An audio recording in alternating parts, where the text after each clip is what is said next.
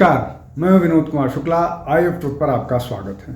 भारत में distress cell की तख्ती लगाना और किसी विशेष इलाके से हिंदू परिवारों का पलायन करना नई बात नहीं है, लेकिन पश्चिम उत्तर प्रदेश से ये स्थिति पूर्वी उत्तर प्रदेश के जिलों तक पहुंच जाना निश्चित तौर पर खबर तो है ही। अभी 2-3 दिन पहले आजमगढ़ के एक गांव छोटापुरा, वहाँ के 40 हिंदू परिवारों ने अपने घरों में या परिवार के लोग जमा होकर के उन्होंने अपने घर बेच करके उस इलाके को खाली करने की बात कही है।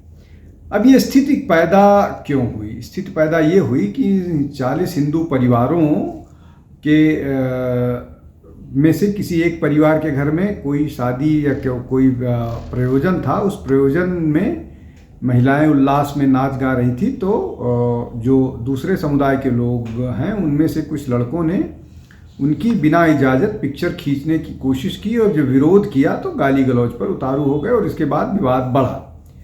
चूँकि होता अक्सर ऐसा है कि इस पूरे मामले में पुलिस का उतना सहयोग नहीं मिल पाता है, बावजूद इसके जबकि वहाँ पर योगी आदित्यनाथ का शासन है और योगी आदित्यनाथ जी इस मामले में बहुत सख्त रवैया अपनाते हैं। लेकिन जो नीचे थाना स्तर पर बहुत सारे लोग हैं जिसको लेकर के बहुत सारा विवादास्पद बयान भी आए हैं, वो इस मामले में सहयोग नहीं करते हैं।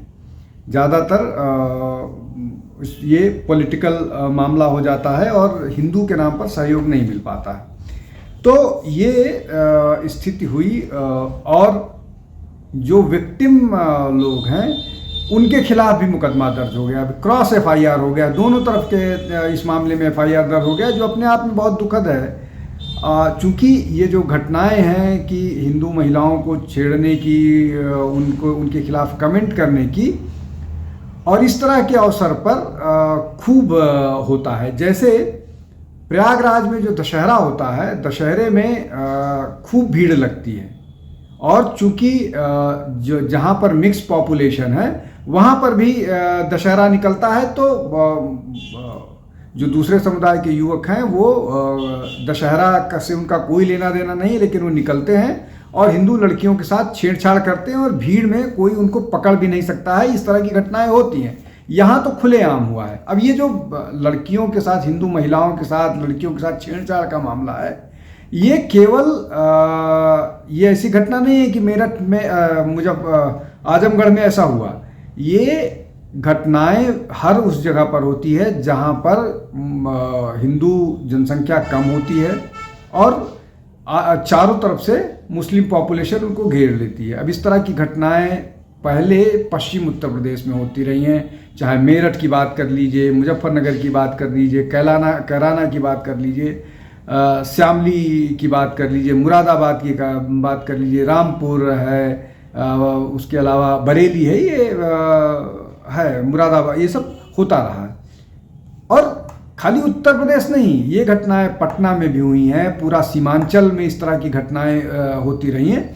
और अब ये मामला उत्तर प्रदेश का तराई और पूर्वांचल भी पहुंच गया है, जहां पर इस तरह की घटनाएं होने लगी। दिल्ली में चाहे सीमापुरी का मामला हो, सीलमपुरी का मामला हो, गोंडा, इस तरह की जितने भी इलाके हैं, लगभग 6-7 विधानसभा ऐसी हैं जहाँ पर इस तरह की परिस्थिति है, जहाँ हिंदुओं के साथ इस तरह का व्यवहार किया जाता है और उनको मजबूर किया जाता है। और इसका अपना एक मोडस ऑपरेंडाई है। शुरू में किसी कॉलोनी को टारगेट किया जाता है। ये मैं नहीं कह रहा हूँ, ये इस मामले में जो लोग इस मामले की जानकारी रखते हैं, इस मामले पर कार्य करते हैं, उनका कहना यह है कि एक घर खरीदने से, किसी कॉलोनी को टारगेट करके एक घर खरीदने से शुरू होता है और उसके बाद एक दूसरे को ले आएगा, दूसरा तीसरे को ले आएगा, और पहला, दूसरा, तीसरा घर खरीदने में या चौथा, पांचवा खरीदने में मनचाही कीमत दी जाती है।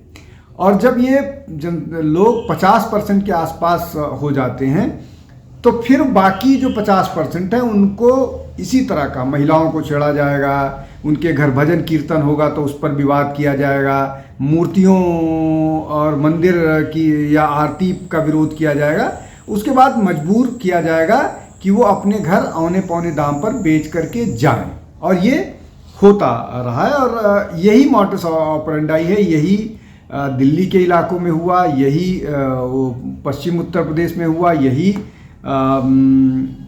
मुर्शिदाबाद, 24 उत्तर परगना, दक्षिण परगना, धुबरी आसाम में, या और बहुत सारे जिलों में हो रहा है। जैसे अभी कोस्टल कर्नाटक में भी इस तरह की चीज़ें हो रही हैं, केरल में तो हुआ ही, पश्चिम बंगाल के बहुत सारे इलाकों में इस तरह का है, लेकिन पश्चिम बंगाल में तो कुछ सुनवाई ही नहीं होती है, वहाँ पर तो मनमानी सब कुछ चल रहा है राम भरोसे। खैर, अब ये जो बात है, इसी स्ट्रैटेजी के तहत पाकिस्तान बना, बांग्लादेश बना और अफगानिस्तान बना। ये सारे, ये मैं एक भी बात अपने उससे नहीं कर रहा हूँ, ये विशेषज्ञों का कहना है। धीरे धीरे करके वो हुआ, जब वहाँ पर पॉपुलेशन बढ़ गई तो फिर वो माइनॉरिटीज़ को भगाना शुरू कर दिया।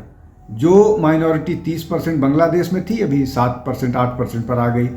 पार्टीशन के समय जो पॉपुलेशन 10% पाकिस्तान में था, वो 1 से 1.5% के बीच में आ गया। अफ़गानिस्तान में अब कोई न हिंदू बचा है, न सिख, न बौद्ध, न जैन, जबकि अफ़गानिस्तान को बुद्धिज़्म का केंद्र माना जाता था। वहाँ सनातन से पहले लोग बौद्ध बन गए थे और अब वहाँ एक भी बौद्ध, न कोई बौद्ध है। बामियान बुद्ध को गोले तोप लगा करके उड़ा दिया गया। तो ये जो पूरी की पूरी कवायद है, ये जो पूरी की पूरी स्थिति है, ऐसा नहीं कि एक दिन में शुरू हुआ। ये प्रक्रिया है। कई के बार इस प्रक्रिया में 100 साल लगते हैं, कई के बार 50 साल लगते हैं, कई के बार जल्दी हो जाता है। तो ये चीज़ें जब शुरू हुई थी, तो मतलब ये चीज़ें जब प्रकाश में आई थी, तब भारतीय जनता पार्टी के नेताओं ने बोला था कि अभी समाजवादी पार्टी की सरकार है, हमारी सरकार आएगी तो हम इस पर रोकथाम लगाएंगे। योगी आदित्यनाथ की सरकार है, उन्होंने काफ़ी हद तक इस तरह की घटनाओं को रोका है। आश्वासन ही नहीं दिया है, लोगों को के साथ मजबूती के साथ पुलिस खड़ी रही है, लेकिन हर प्रशासन की अपनी सीमाएं होती हैं लॉ एंड ऑर्डर को वो लागू करने के लिए।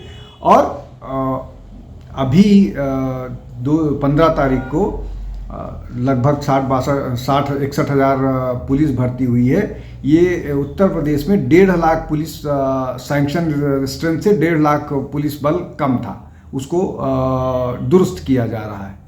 इस सारे परिस्थितियों में इनसे निपटा जा रहा है, निपटने की कोशिश की जा रही है। लेकिन ये जो विषय है, ये अपने आप में बहुत ख़तरनाक है, इसलिए कि ये पूरा का पूरा डेमोग्राफी चेंज करके इस देश के साथ या इस समाज के साथ अन्याय किया जा रहा है। और विशेष रूप से अभी तक तो हिंदुओं की कोई सुनने ही वाला नहीं होता था, उनकी इस तरह की शिकायतों को थानों से भगा दिया जाता था। इस तरह के बहुत सारे घटनाएं हुई हैं। अभी दिल्ली में सरकार में बदलाव से पहले जब कोई इस तरह की शिकायत करता था कि हम घर बेचना चाहते हैं, तो कोई सुनने वाला नहीं होता था। तो ये एक बड़ी विषम समस्या है। इसको सरकार के स्तर पर, हर केंद्र के स्तर पर, प्रदेश के स्तर पर, इस पर एक पॉलिसी बना करके निर्णय करने की ज़रूरत है। और ये जो डेमोग्राफी चेंज का जो पूरा का पूरा साजिश ही मैं इसको कहूँगा, और इसके शिकार आसाम हो चुका है, पश्चिम बंगाल हो रहा है, और धीरे धीरे दिल्ली में भी इसका प्रभाव बढ़ रहा है। और यहाँ तक कि दक्षिण भारत के बहुत सारे प्रदेशों में ये सारी चीज़ें होना शुरू हो गई। इस पर एक पॉलिसी बनाने की ज़रूरत है। आप आज के लिए बस इतना ही। आप हमारे साथ जुड़ते रहिए, हमारे चैनल को लाइक कीजिए, शेयर कीजिए, सब्सक्राइब कीजिए। बहुत बहुत धन्यवाद। नमस्कार। हमारे चैनल आई ऑफ ट्रुथ को सब्सक्राइब कीजिए YouTube पर, इसे फॉलो कीजिए Facebook पर, Instagram पर, Twitter पर और कू पर। हमारे चैनल के बारे में फीडबैक देने के लिए हमें मेल कीजिए ioftruth.6@gmail.com पर।